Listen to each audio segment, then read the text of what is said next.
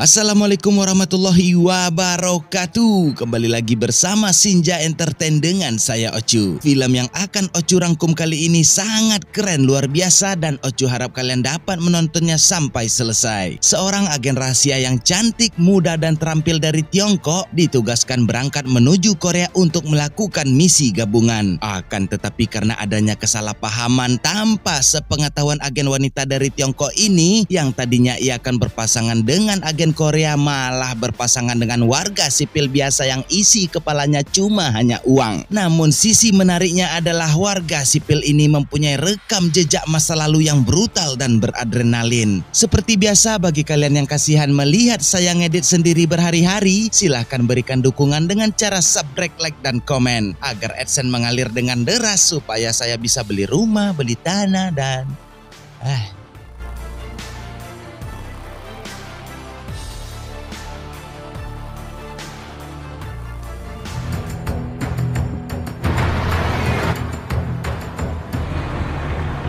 film dibuka dengan diperlihatkannya 3 orang kurir berbaju oranye, tapi yang pasti ini bukannya kurir Shopee COD melainkan kurir gangster yang akan mengirimkan senjata api ilegal dari Tiongkok menuju Korea.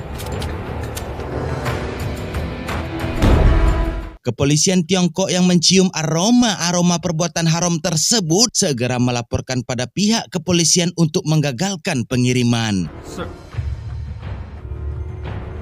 Tidak seperti kurir konvensional pada umumnya yang berhenti ketika hujan atau sekedar nonton bola voli di pinggir lapangan, kurir gangster yang memiliki integritas dan loyalitas yang tinggi ini membabat habis semua penghalang termasuk polisi demi tercapainya tujuan kepuasan pelanggan.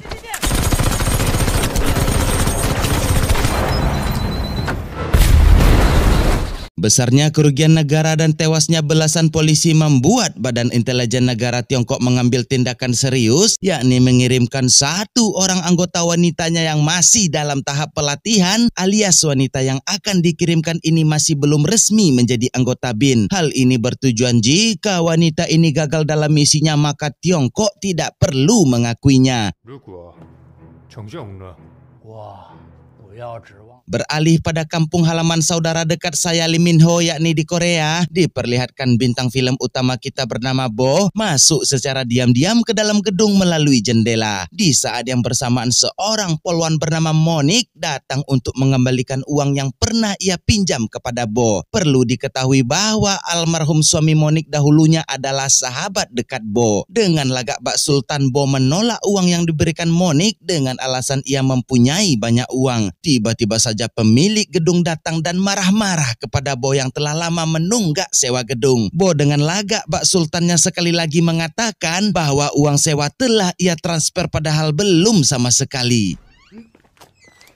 내가 매번 이렇게 받으러 와야겠어. 입금을 했거든요. Di sebuah angkringan yang berada di Korea, Kapten Bin bernama Tommy bertemu dengan agen pelatihan Cina yang diberi identitas palsu bernama Nia. Nia pun ditugaskan untuk mencari tahu pelaku yang menyelundupkan senjata api ilegal ke Korea dan mencari tahu penadah yang menerimanya. Kapten Tommy menambahkan jika ini adalah operasi solo yang tidak didukung dan beresiko membuat nyawa Nia melayang.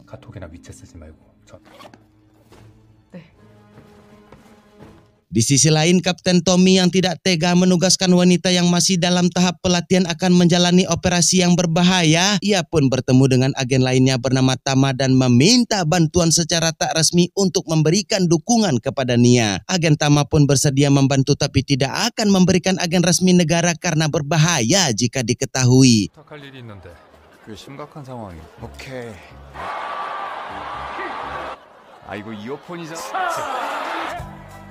Agen Tama yang telah mengetahui seluk-beluk Korea pun mendatangi dan menyewa gedung yang ditempati Bo untuk dijadikan markas bagi Nia dan anak buahnya agen Tama. Bo yang hanya sebagai penyewa di gedung ini bisa-bisanya juga menyewakan gedung ini kepada orang lain. Bo rela akan tidur di musola selama 1 bulan demi mendapatkan uang. Dan perlu kita ketahui bersama bahwa Bo menyewa gedung ini karena ia membuka jasa agen swasta seperti kasus penguntitan, menyelidiki perselingkuhan, dan sejenisnya.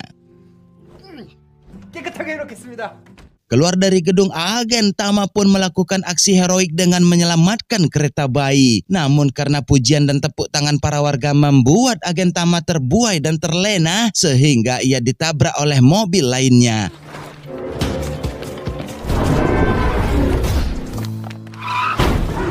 Miris sekali nasib agen Tama yang harus berakhir di rumah sakit, dan terlebih lagi isi kereta bayi tersebut hanyalah sebuah mainan boneka asu. Esok harinya Nia yang telah diberikan informasi oleh agen Tommy segera mendatangi gedung Bo dengan maksud dan tujuan untuk bertemu rekan agen pendukungnya. Nia menganggap Bo adalah rekan kerjanya, langsung sedikit memberitahukan tentang operasi mereka, yakni menyelidiki pemasok dan penadah senjata api ilegal. Jelas saja Bo menjadi heran dan menganggap adanya kesalahpahaman, namun di saat yang bersamaan ia melihat banyaknya uang di tangan Nia. Seketika ia langsung manut-manut saja dan berpura-pura menjadi rekan kerja Nia. 뭔가 오해를 아니요. 사장님이라고 할까요? 라고 부르면 될 것 같은데. Nia pun akan menjelaskan detail tentang operasi mereka, tapi Nia sedikit tidak yakin dengan keamanan di tempat ini. Tapi karena tak ada pilihan lain, mau tidak mau, suka tidak suka, Nia pun mulai menjelaskan nama dan target pada papan tulis. Seketika pemilik gedung datang dan marah-marah karena Bo telah berbohong tempo hari mengatakan ia telah membayar sewa gedung melalui transfer. Dengan cepat Bo memberikan uang sewa selama 3 bulan ke depan dengan uang yang ia dapatkan dari Nia. Sampai di sini kita hanya mengetahui Bo sebagai lelaki biasa dan seorang penipu yang menghalalkan segala cara demi mendapatkan uang. Tapi kita belum mengetahui kelebihan lain yang dimiliki oleh Bo. 이 사람이 우리 타깃이에요. 그래 고마워. 보안 유지가 안 되잖아요. Nia kembali melanjutkan penjelasan tentang operasi rahasia mereka. Tiba-tiba saja seorang pelanggan wanita tua masuk dan meminta Bo untuk mencari anjingnya yang hilang. Awalnya Bo menyuruh wanita ini untuk pergi saja ke detektif hewan. Namun setelah mengetahui imbalannya adalah emas batangan berbentuk babi, seketika Bo langsung menjadi agen yang juga menerima hewan yang hilang. 팀장님? 오. 전문적인 회사거든요. Nia yang sudah mulai kesal pun langsung masuk ke bagian inti dari operasi. Di sini kita dapat sedikit mengetahui kelebihan Bo tatkala ia mengetahui nama-nama berbagai macam jenis senjata api, dan ia tahu bahwa Nia bukanlah dari kepolisian, melainkan anggota BIN ataupun petugas dari Menteri Pertahanan. Karena tindakan yang akan mereka lakukan banyaknya bersifat ilegal. Terlebih lagi Nia juga mulai meragukan kemampuan rekannya, begitupun juga dengan Bo yang akan kabur jika terjadi masalah. 이제는 계속해도 지금 도대체 몇 번째? 무기밀매 사건을 우리 둘이 조사한다. 경찰은 아니고 어쩐지 많이 준다 했는데. 뒤통수 치르는 건가?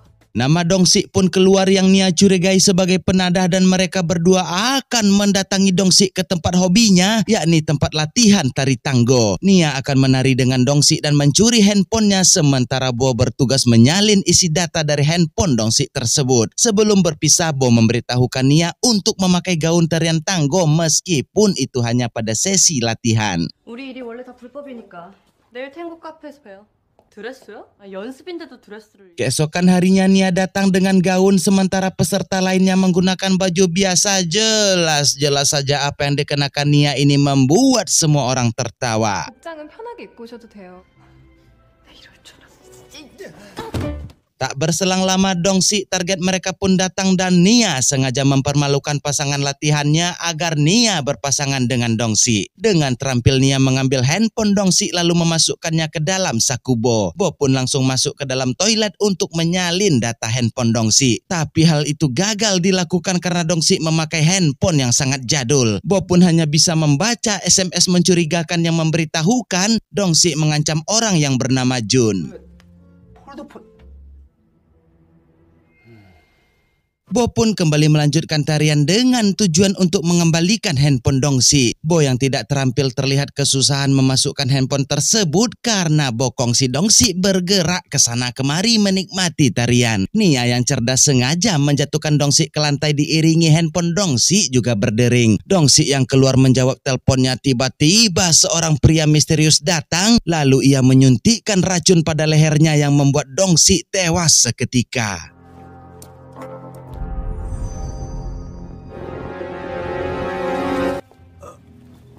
Tewasnya Dongsi membuat Nia dan Bo dibawa ke kantor polisi untuk dimintai keterangan, akan tetapi karena mereka berdua tidak terbukti bersalah, polisi pun melepaskan mereka. Namun firasat kepala polisi tidak menunjukkan demikian dan tetap menyuruh anggotanya untuk terus mengawasi Nia dan Bo. 서로 아는 사이요? 아니요? 뭔가 있어.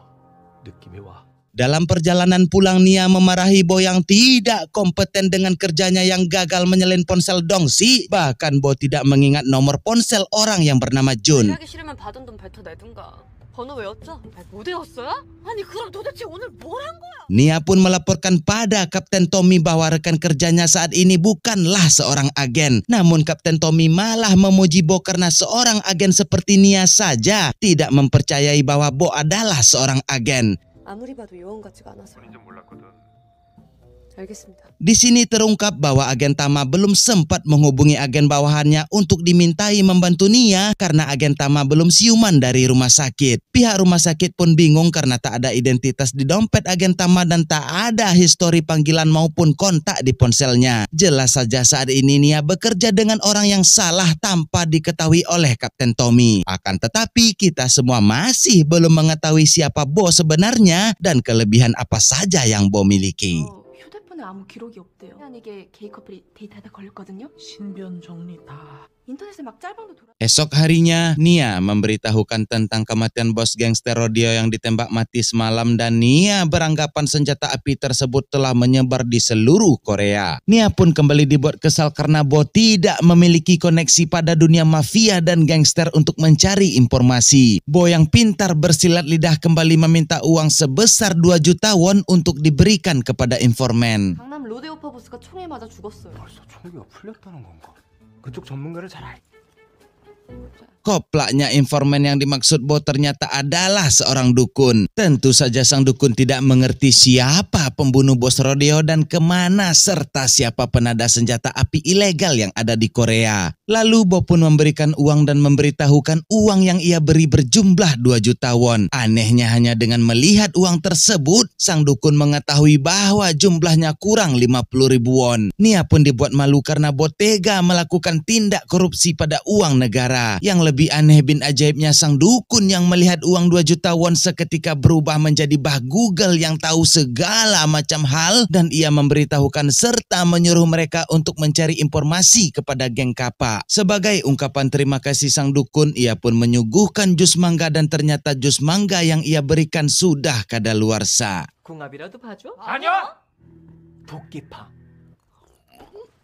승기한 지났잖아요. Bo yang takut berurusan dengan geng Kappa mencoba mengintimidasi dan menakuti Nia sembari mengatakan perlu kemampuan bela diri yang hebat jika harus berurusan dengan geng Kappa. Bo pun meminta Nia sedikit menunjukkan kemampuan bela dirinya dan dengan senang hati Nia melepaskan kekesalannya hingga membuat hidung Bo menjadi mimisan. 보여줘요? 그러니까 해봐.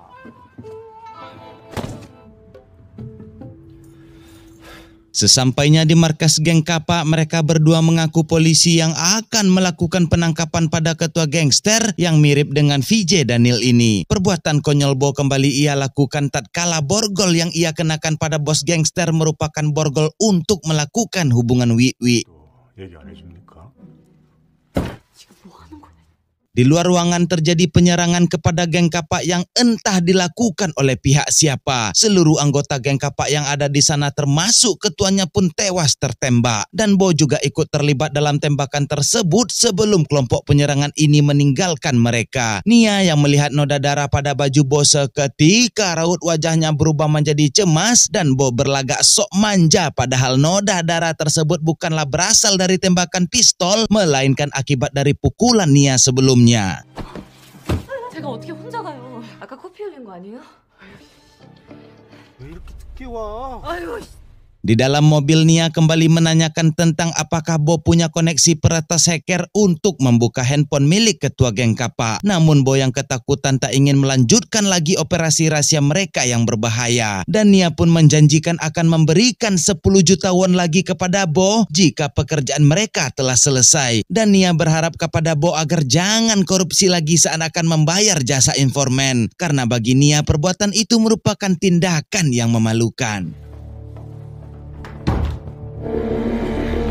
그러니까 혼자 하시든가 말든가. 일 끝나면 1,000만 원 더 줄게요. 필요하다고 했었나?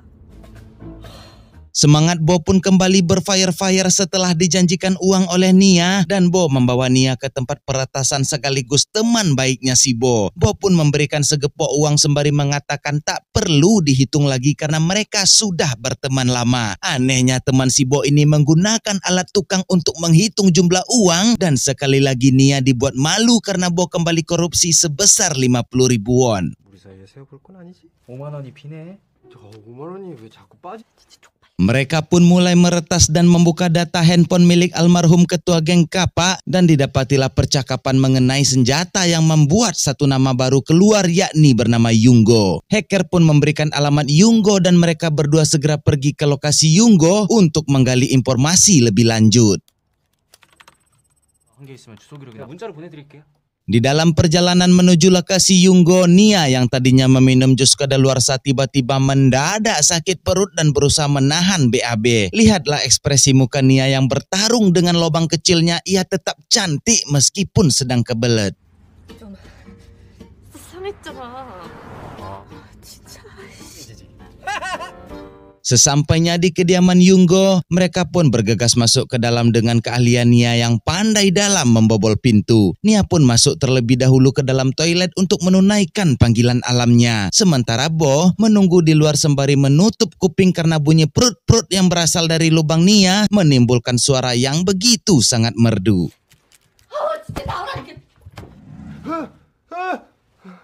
Sembari menunggu Nia selesai boker, kita beralih pada polisi yang datang ke markas geng Kapak untuk melakukan olah TKP. Mereka memutar ulang CCTV sebelum tragedi dan mendapati pasangan tarian tanggo alias Nia dan Bo juga berada di lokasi geng Kapak. Pihak kepolisian semakin curiga dan merasa ada yang disembunyikan oleh dua orang ini. 있잖아. 두 사람 몸. 전에 현장 앞을 지나갔거든요. Kembali kepada Nia yang telah selesai bermenung, Nia tak sengaja menemukan mayat Yunggo pada bathtub kamar mandi. Nia tidak melihat adanya tanda perlawanan yang berarti ia dibunuh oleh seorang pelaku yang profesional. Dan kemungkinan pembunuh Yunggo ini adalah pelaku yang membunuh Dongsi di tempo hari. Nia yang berfokus pada pembunuhan sementara Bo berfokus pada makanan apa yang telah Nia makan karena Bo menganggap bau BAB Nia sungguh luar biasa aromanya. Nia kembali dibuat kesal karena aroma ini bersumber dari tubuh mayat Yunggo yang diperkirakan telah tewas selama 3 hari. 대체 뭘 먹고 다니는 거야? Bo dan Nia pun mencari segala bukti yang diperlukan dan keluarlah satu nama lagi yang dicurigai yakni Pak Jun. Dan Pak Jun adalah orang yang diancam Dongsi tempo hari yang lalu. Mereka pun mengetahui bahwa Pak Jun akan melakukan sebuah acara di hotel lusa malam. Sebelum pergi dari rumah Yunggo, mereka melaporkan tentang mayat Yunggo pada pihak kepolisian. Namun sialnya Bo meninggalkan SIM-nya di rumah Yunggo yang pastinya mereka berdua berada dalam masalah. 그냥 직함도 있어? 내일 12시에 엘빈 호텔 Dikarenakan di setiap pembunuhan mereka berdua selalu ada di TKP, gerak-gerik mereka pun mulai ketahuan oleh Bin Korea. Serta Bin Korea telah mengetahui identitas bahwa Nia adalah agen Tiongkok yang masih pemula. Dalam arti kata lain, jika terjadi sesuatu, Tiongkok akan lepas tangan dan akan menyalahkan Bin Korea. Sementara untuk Bo tidak ada satu orang pun anggota Bin yang mengenalnya. Dikarenakan agen wanita Korea tadinya memberikan kontak dan tanda tapi Bo tidak menanggapi dan mengerti. Maka dipastikan Bo bukanlah berasal dari agensi Badan Intelijen Korea. 많이 남았는데. Di sela kesibukannya, Bo menyempatkan diri berkunjung ke rumah sakit menjenguk Dodo, putra dari si Monik, si polisi wanita. Disinilah sedikit tercium tentang siapa Bo tatkala Monik melarang Bo berjumpa dengan Dodo dikarenakan Dodo akan sakit hati ketika mengetahui Bo meninggalkan ayah Dodo dalam keadaan sekarat di masa lalu. 이젠 더 볼 일 없었으면 좋겠다. 수술하면 괜찮아질 거야. 또 가자. Sore harinya mereka berdua pun akan menghadiri perayaan yang dibuat oleh Pak Jun. Bo yang membanggakan jas yang ia kenakan, ternyata jas tersebut sama persis dengan taplak meja di perayaan. Melihat Pak Jun yang telah datang menghadiri acara, Nia pun dengan segenap keahliannya mencoba mendekati Pak Jun dan berhasil menempelkan penyadap suara pada kerah bajunya. 미친 새끼들 같아. 아 더러워. 독이 박아가 또.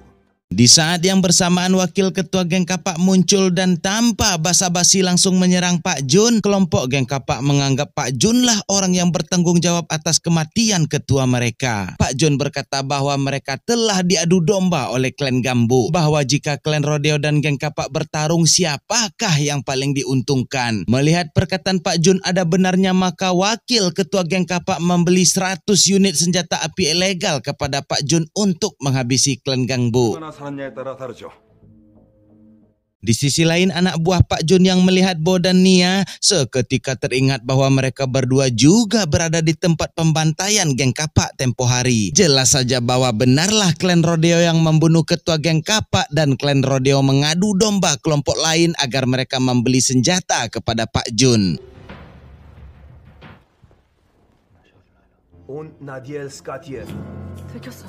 Nia yang mendengar aksi mereka telah ketahuan segera membawa Bo untuk meninggalkan tempat ini.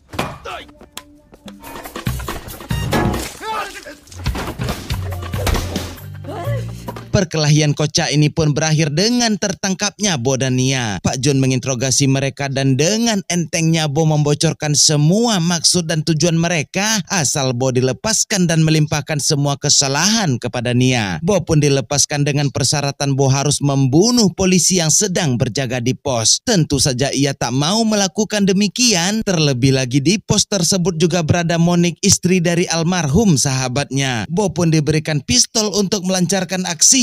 Tapi dengan pistol ini Bo berbalik menyerang anggota geng dan segera kabur dari tempat ini.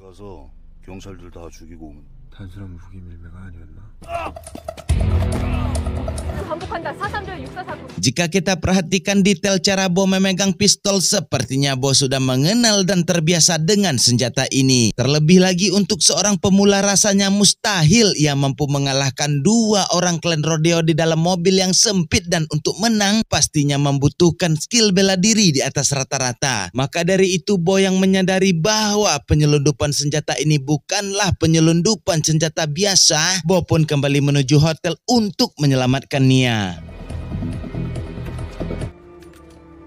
Akhirnya Bo pun ditangkap pihak kepolisian dan diinterogasi atas apa yang telah ia lakukan. Bo pun dengan jujur menceritakan bahwa ia membantu agen BIN Korea dalam operasi mencari penjual dan penadah senjata. Pihak kepolisian pun tentunya tertawa dengan pengakuan Bo dan kepala polisi meminta Bo untuk menghubungi agen yang bekerja dengannya, dan setelah Nia dihubungi, Nia berbicara seolah tak terjadi apa-apa. Tapi Nia memberikan kode tempat ia disekap oleh geng Kapak melalui nama-nama makanan. 그러니까 해봐요. 스피커폰으로. 몇 번 먹었는지 알아요? 6번이요. Tak berselang lama kepala polisi benar-benar dibuat terkejoet dengan datangnya kepala BIN Korea ke kantornya. Kepala BIN pun memberitahukan perihal identitas Nia kepada Bo, bahwa Nia bukanlah agen Korea melainkan agen dari Tiongkok. Melihat alat deteksi kebohongan yang digunakan BIN tidak menunjukkan bahwa Bo berbohong, maka pihak BIN pun segera pergi dan meminta polisi untuk memproses Bo sesuai protokol yang ada. 그쪽 사람 아니었어요? 중국 MSS 요원입니다. 거짓말이 아니라 그 여자는 처음부터 희생자가 된다고. 지금까지 우리가 챙길 이유는 없으니까. 그냥 절차대로 하시면 됩니다. Melihat dan mengetahui pihak Korea tidak membantu Nia dan membiarkan penyelundupan senjata ilegal masuk di Korea, membuat Bo akan menunjukkan sisi lain dari dirinya, sisi lain dari kepolosannya, dan akan kembali brutal seperti masa lalunya untuk menyelamatkan Nia. 우리가 만나서 해자 번이에요. 6번.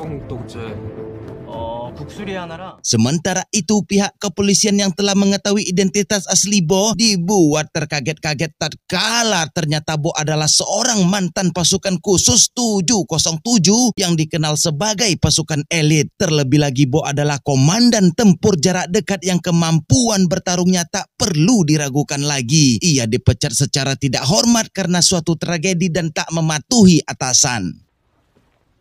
707 특임대 출신이랍니다. 야 근데 707이면 그 아무나 못. 근접전투 교관이었답니다. 그 자식이? Dan saat ini Bo memacu kendaraan dengan cepat untuk menyelamatkan rekannya Nia. Terjawablah sudah kenapa Monik membenci Bo. Hal itu dikarenakan almarhum suami Monik satu kesatuan dengan Bo. Tapi Bo meninggalkannya di saat sekarat. Bo yang tidak ingin dosa masa lalu terjadi lagi, makanya Bo saat ini mempertaruhkan segalanya demi rekannya Nia. Sementara itu di markasnya geng Kapak, Pak Jun memberitahukan alasan dan visi misinya kepada Nia, kenapa dan mengapa ia melakukan bisnis jual beli senjata ilegal. Di saat yang bersamaan geng Kapak telah datang untuk membeli senjata kepada Pak Jun. Dengan entengnya Pak Jun menyuruh geng Kapak ke lantai atas untuk mencoba senjata baru mereka kepada Nia. 근무한 적 있었거든요. 재밌네. Di lain sisi, Bo yang telah sampai duluan dan masuk secara diam-diam untuk membebaskan Nia, melihat polisi yang tidak datang bersama Bo membuat Nia mengetahui bahwa Bo bukanlah seorang agen dari Korea. Tapi atas tindakan Bo yang mau kembali mempertaruhkan nyawa demi Nia, membuat Nia terharu atas tindakan yang Bo lakukan. Akan tetapi Bo yang konyol menjawab bahwa ia melakukan semua ini karena dijanjikan uang 10 juta lagi oleh Nia. Ahai, lucu juga nih film. 국정원 요원 아니죠? 아유 그럼 여기까지 왜 온 거예요? 남았잖아. 일이 끝내주지. Tak lama berselang, salah satu anggota terbaik dari klan Rodeo datang dan di sini Bo menunjukkan jati dirinya sebagai mantan komandan tempur jarak dekat.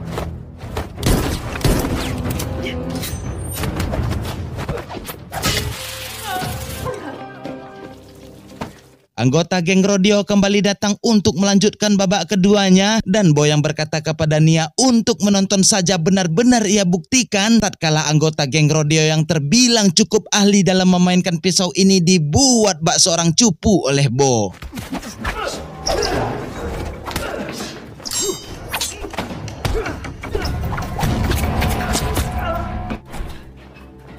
Mendengar keributan yang terjadi dan melihat rekan terbaiknya tewas membuat ajudan Pak Jun akan membalaskan kematian rekannya. Nia dan Bo akan menghadapi situasi yang sulit karena mereka bertarung dengan geng Rodeo dan geng Kapak sekaligus. 저 정도는 기본이죠. Keadaan mereka dalam bahaya tapi Bo malah tertawa bahagia tatkala polisi mengirimkan SMS bahwa anjing wanita tua tempo hari yang hilang telah ditemukan. Di saat keadaan seperti ini pun Bo masih tertawa hehe asalkan itu berbau tanda-tanda uang masuk. 다행은 무슨 지금 우리가 죽게 생겼는데. Anggota geng Kapak yang telah mulai melakukan perburuan dengan pistol baru mereka membuat Nia kewalahan. Akan tetapi karena Bo yang sekali lagi adalah mantan komandan tempur elit jarak dekat, Bo dengan ahli mampu menempatkan diri atau melakukan romer dengan baik sehingga posisi Bo melakukan tembakan tidak terdeteksi oleh lawan.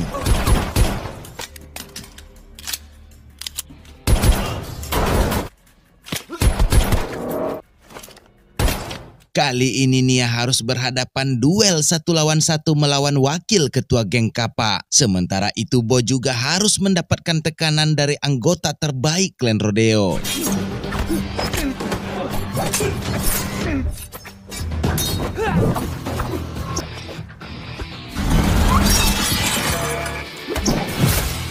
Setelah itu mereka berdua harus berhadapan dengan tangan kanan geng Rodeo. Tangan kanan ini secara jantan meminta Bo untuk melakukan duel 1 lawan 1 tanpa menggunakan senjata. Dikarenakan bahasa mereka berbeda, Bo yang salah tanggap dan tidak mengerti ucapan tangan kanan ini, Bo malah menembak tangan kanan dan ia pun mati dengan konyol.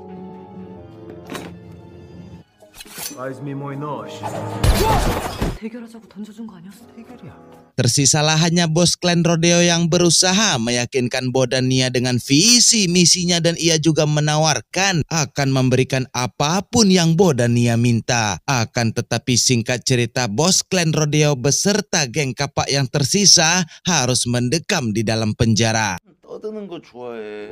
변기통에 초박어. Sementara itu Bo juga harus mendekam di penjara, akan tetapi karena aksi Bo bersama agen Tiongkok berhasil membuat hubungan antar kedua negara semakin membaik, Bo pun ditawarkan dan direkrut menjadi anggota BIN Korea. Akan tetapi Bo menolak dan memilih hidup di penjara daripada harus berhubungan lagi dengan instansi. Yang pada akhirnya dapat kita ketahui bersama ketika Bo sudah dihadapkan dengan uang, dengan tanpa pikir panjang ia pun menerima tawaran tersebut dan secara otomatis terbebas dari penjara. 블랙 요원이 되는 거예요. 안 해요. 안 합니다. 살인, 상해치사, 관명사칭, 주거침해. 아씨 졸려. 콜. Terkuaklah sudah mengapa bos sangat gigih dalam mencari uang. Ternyata itu semua untuk biaya operasi anak dari almarhum sahabatnya. Bos selalu merasa bersalah dan berdosa di waktu dahulu ia meninggalkan sahabatnya di medan perang. 사인을 받아야 돼서요. 수술 일정이라니요? 회비도 수납되어 있던데.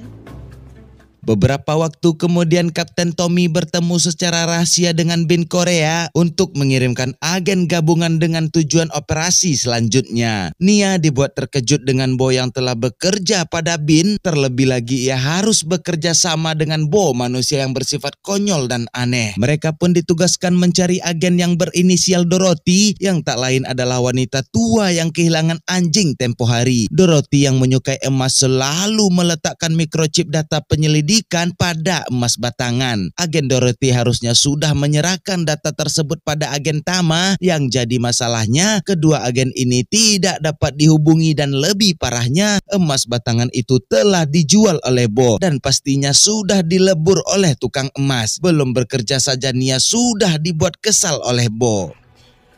꼭 잘 맞으니까. 아닌데요? 깍짝 잘 맞나 뭐. 아닌데. Di pagi yang cerah ini mereka mulai bekerja sama mencari dan mengumpulkan data chip yang hilang milik agen Dorothy. Untuk kesekian kalinya Bo dengan ide konyolnya, alhasil mereka berdua berpakaian aneh beda dari penumpang yang lain. Bo beranggapan mereka akan menaiki kapal pesiar dalam misinya, tapi mereka malah menaiki perahu kecil demi keamanan rahasia. Hal ini tentu saja membuat Nia jelas-jelas akan melempar Bo ke dalam laut. 이렇게 입어야 돼요? 입고 온 사람 우리밖에 없지. 근데 그 황금돼지를 뭐 하나 제대로. 옷이 그게 뭐예요? 네, 입을 줄 알아? Di akhir film, agen Tama yang telah siuman didatangi oleh agen Dorothy yang mengaku istri dari agen Tama. Tentu saja agen Tama belum diperbolehkan untuk pulang dan keributan itu membuat agen Tama beranjak pergi. Namun lagi-lagi ia harus ditabrak mobil untuk kedua kalinya. Kasihan sekali agen Tama yang harus menerima honor kecil karena tugasnya hanya ketabrak mobil. Walah, tamat, ending yang membingungkan.